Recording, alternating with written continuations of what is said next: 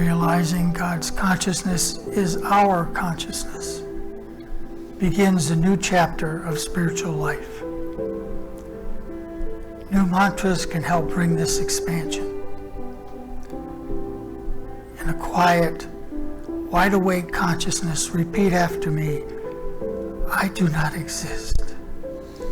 I am not this. I am God. Don't argue with these words. Simply repeat them deliberately, consciously. Notice what you feel, how perception changes, and what surprises you most is that you know you can go deeper.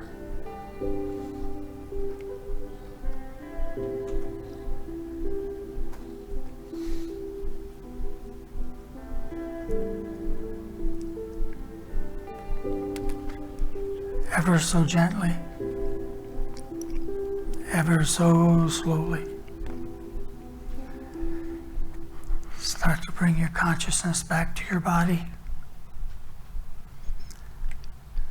Bring your consciousness back to this place.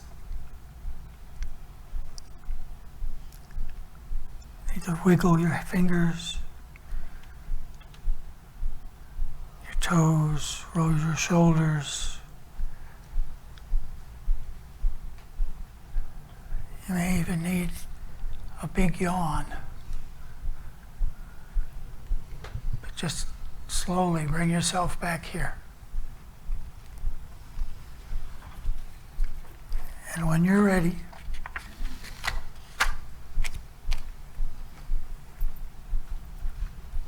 I will begin. How's everybody? Good. Yeah, good. Excellent. For those of you that don't know, I see a few unfamiliar faces. Hope to be soon to be familiar faces. My name is Bill Warner. I'm a member of the spiritual leadership team here. And it looks like I'll be giving talks on a little bit more regular basis than I was before. So you're going to see me up here a lot. Today, You always have a good joke, right? yeah, well, today I may have more than one. I'll let you decide. But we're here to talk about the gift of laughter. We're here to talk about how being good to yourself changes everything. But let's start with laughter. A priest, a pastor, and a rabbi walk into a bar. They find a nice little secluded table in the corner. They get settled, but it's not long before they're arguing. I do the best job. No, I do the best job.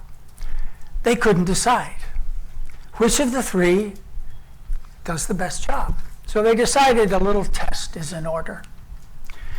So they decided that to prove who is the best, they would individually go out into the woods and they would convert a bear. They agreed. And they set the time to come back to the bar. And a few weeks later, they came back to the bar. And then the priest, when they get all settled, the priest says, well, he says, I found a bear down by the river, and that bear liked what I was saying so much about the Lord that he now comes to Mass every week. The pastor says, yeah, okay. Well, I went into the woods and I found a bear in a clearing and I started reading the Bible to him and he was so impressed that we're going to baptize him next week. Then the priest and the pastor look to the rabbi. There sits the rabbi, kind of slunk in his chair. He's got a broken arm, sprained collar, scratches, bruises. And I said, well, and he says, well, you know what? Looking back, maybe I shouldn't have started with the circumcision.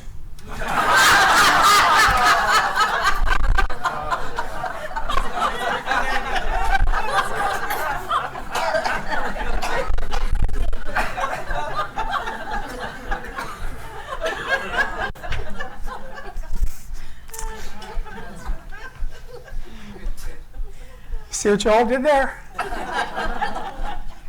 Spontaneous laughter. Where does that come from? Do we know we're going to laugh the second before we laugh? It's kind of involuntary. I mean, you can see the lead up. You can probably even try to figure out what's coming. I think Brian knew what was coming. No? You just get that vibe that you knew it was coming. Okay, but even still, you laughed. Okay? It's almost like when you see something and you wince, it's that automatic, this laughter. But what does laughter have to do with being good to yourself?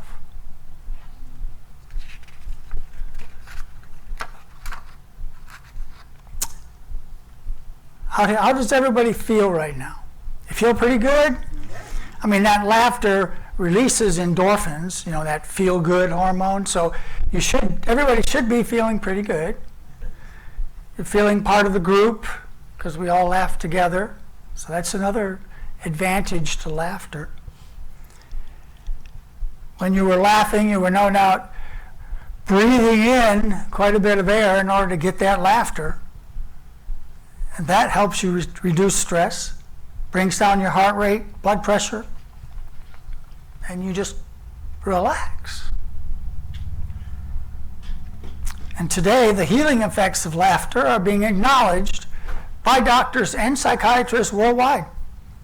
In fact, doctors have determined that on average, people who laugh for 6 hours a day live longer than people who don't live in mental institutions.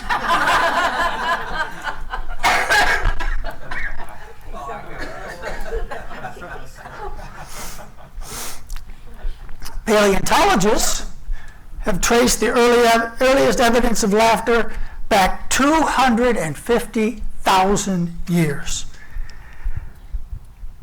How did they find it back then, you say?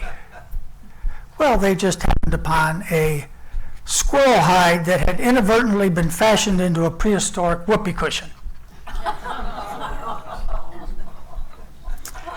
Now, our society has enjoyed centuries of laughter.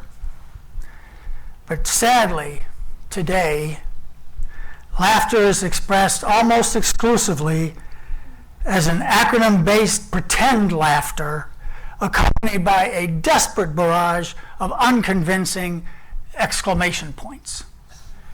What I'm talking about is LOL, bum, bum, bum, bum, bum.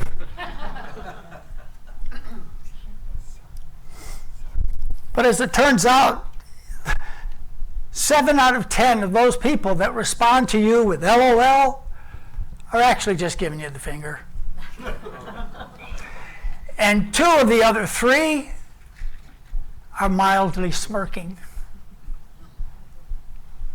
The last person couldn't read. He was just going along with the group. But laughter has great therapeutic value. The deep, chaotic breathing induced by laughter produces positive vibrations in the body.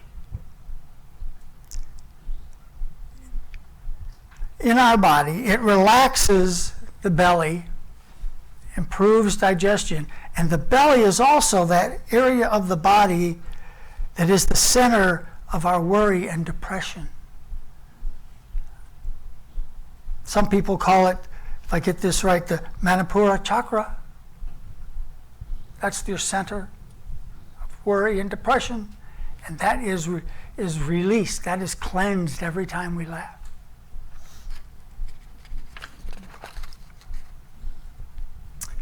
The simple act of laughing also has the power to unlock, and I'm quoting here, deep-rooted psychological suppressions. Remember what we called those last summer? Samkaras. Remember samkaras? Those little blocks in your brain that keep you from fully experiencing some trauma so you can get it out, let go of it. But laughter helps you do that. It lets you let go of those. Laughter is a natural healing power.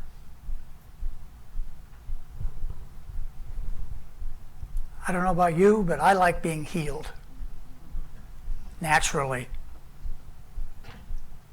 Laughter is the highest spiritual path. I certainly believe that. In my talks, I try to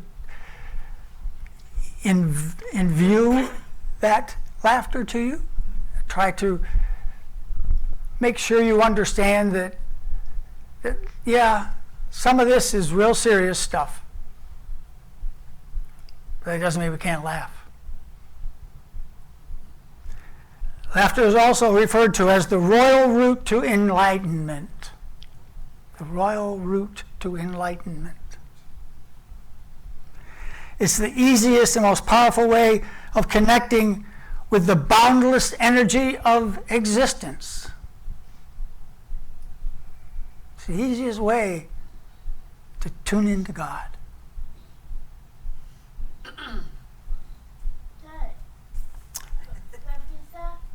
It does that because laughter exposes the innocent, vulnerable you hidden inside you.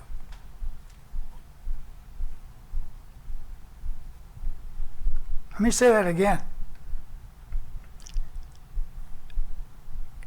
Laughter can have all those effects, can be that powerful, because it exposes the innocent, vulnerable you inside to come out. Those who find it difficult to laugh have no idea what a gift that they have lost. I'm happy to say I heard all of you laugh today. But let me change. I'm going to change gears here just a second,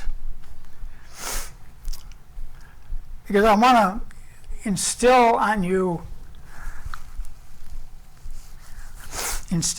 I guess it should be said, just how great laughter is. So let me ask you, have you ever heard these words?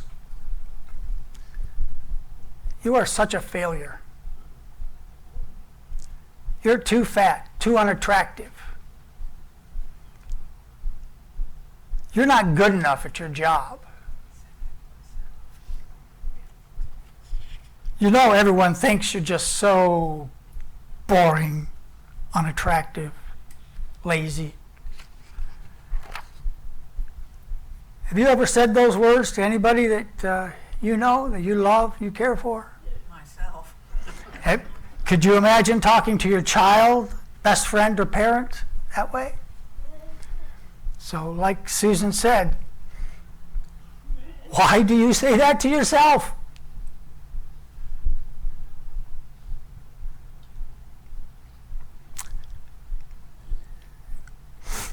Some people, for some people, saying those things to themselves is a byproduct of our culture. Our culture prizes self-deprecation, humility, modesty, so you kind of take it out on yourself. And for some other people, being harsh and critical to themselves is their way of motivating themselves. They actually can respond to that kind of a motivation, even though studies have shown time and time again that the tough love approach is not nearly as effective as the kind, compassionate approach. So, what I'm saying is that we need to be careful, very careful, with the kind of language that we use to speak to ourselves. Because these words form the basis of our belief system about ourselves. And these belief systems dictate how we act, how we behave, how we interact with the rest of the world. The language we use to speak to ourselves really does matter, because it shapes our self-perception.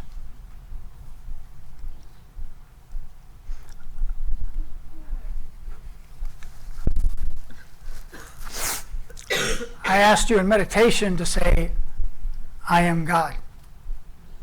I am God. I am God.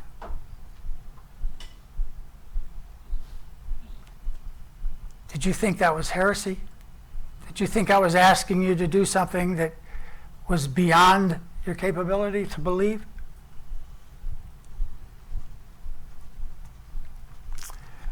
When you tune in to your inner voice, how does it speak to you? Does it speak kindly, compassionately, or harshly, critically? Being kind to yourself can transform every area of your life, because the moment you are kind to yourself, you have the support of the only person that can get you to your goals and your dreams, and that's you.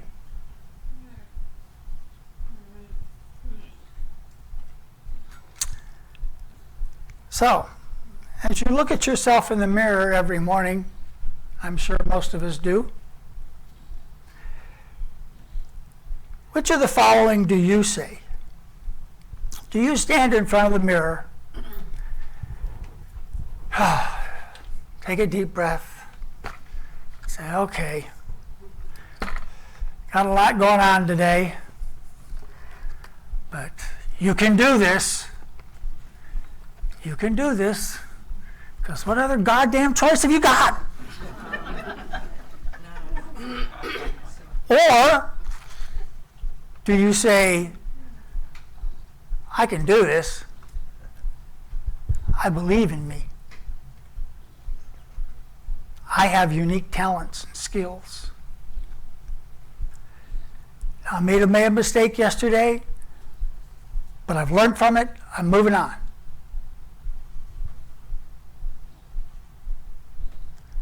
I'm really doing the best I can, and I'm going to do it again today. Full effort.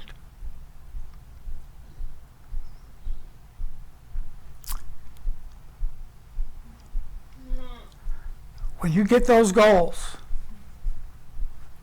then you've got your plan. And you can't have goals if you don't believe in yourself. So I hope you do the latter of what I did. But if there's one thing I've learned in growing older, is that growing older gives you plenty of opportunities to feel sorry for yourself. I'm sure you've heard people say, I'm at an age where my back goes out more than I do.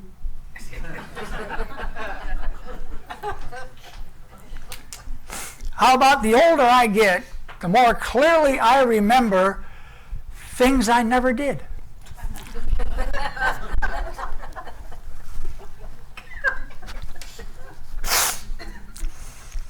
You know, as you get older, three things happen. First, your memory goes. can't remember the other two.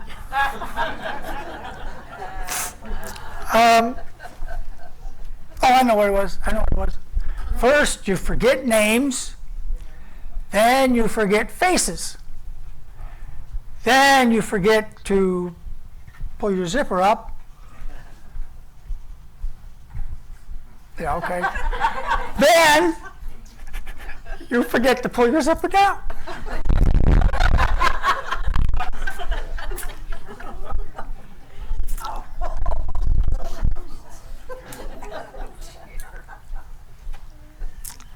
Well, you know, you're getting old when you can pinch an inch on your forehead.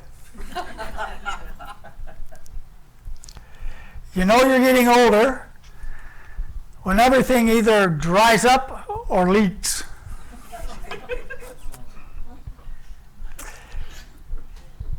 You know you're getting older when everything hurts, and what doesn't hurt doesn't work anymore.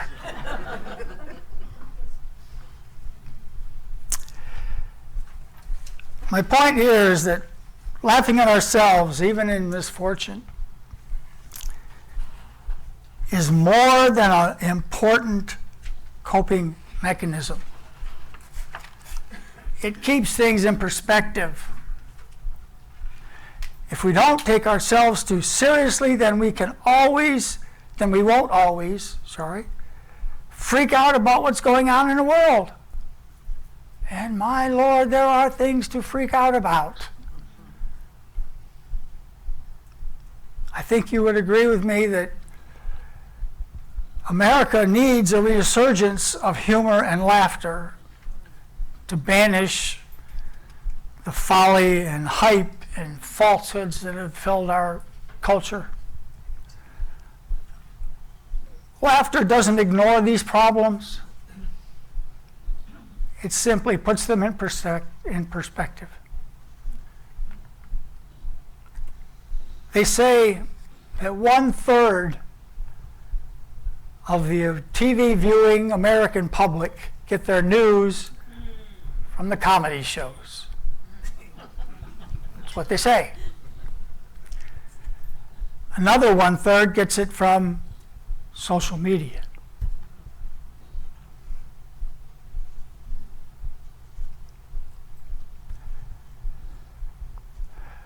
But we need to bring laughter in, because it's very easy to try to get the impression that things aren't going so well. But in fact, they are.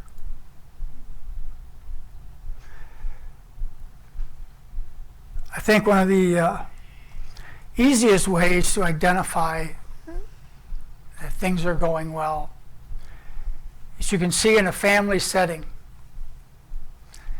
You've got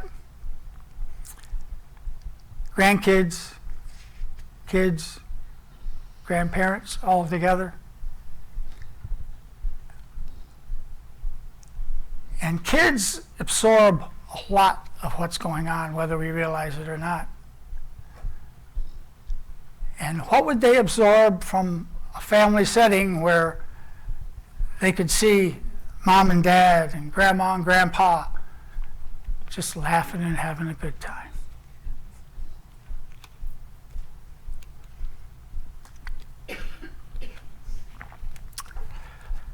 I'm going to finish today with a quote from someone way smarter than me. I have been doing that a lot recently in my talks, trying to end it with a quote from someone who is, I think, taken the topic that we're talking about and just nailed it. This is a little ditty from Ralph Waldo Emerson. It's called "To Laugh Often and Much."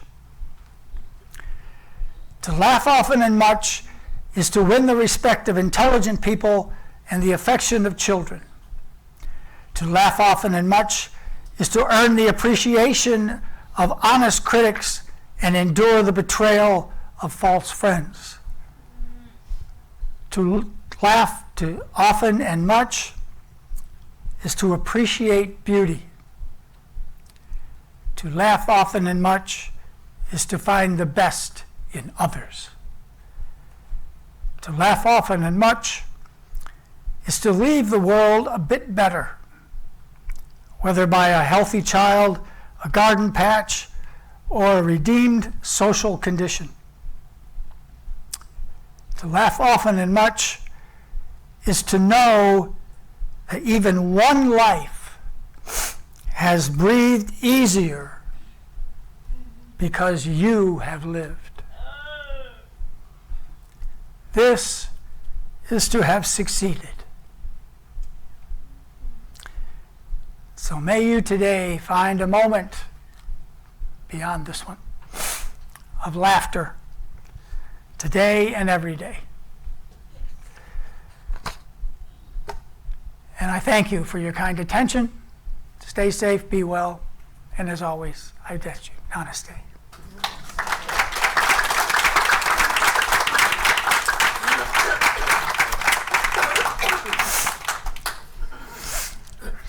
Okay. We're going to skip the offering today. Okay, we won't skip the offering today.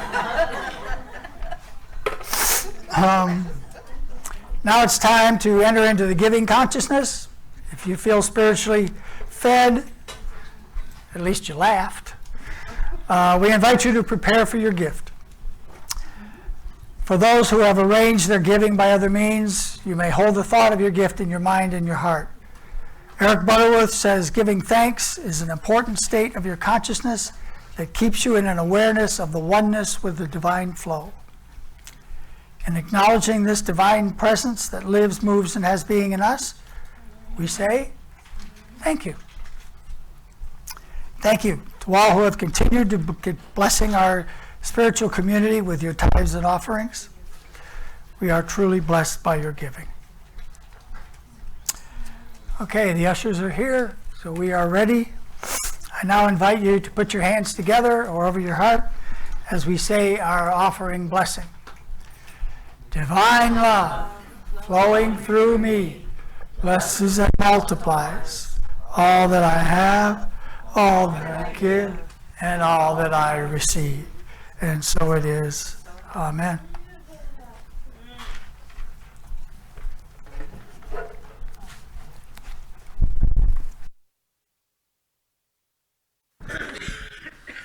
Okay, I'm going to ask our music team to come on back up. We're going to do a Daniel Nahmod song, which I don't think we've done before. So we're going to give it our best shot. So here goes. Swing wide the doors, the time is right. Swing wide the doors to let in the light.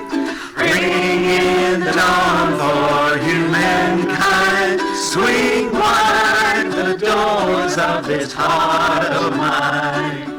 Swing wide the doors, the time is right. Swing wide the doors to let in the light.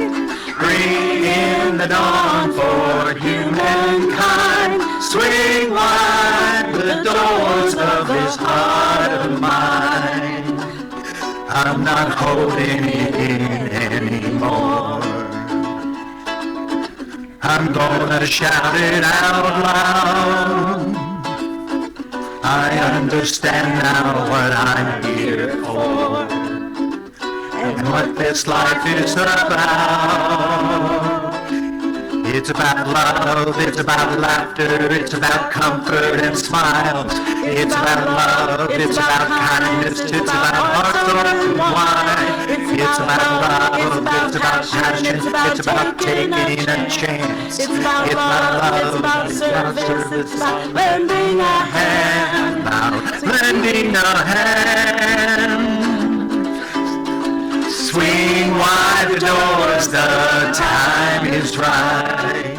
Swing wide the doors to let in the light. Bring in the dawn for humankind. Swing wide the doors of this heart of mine.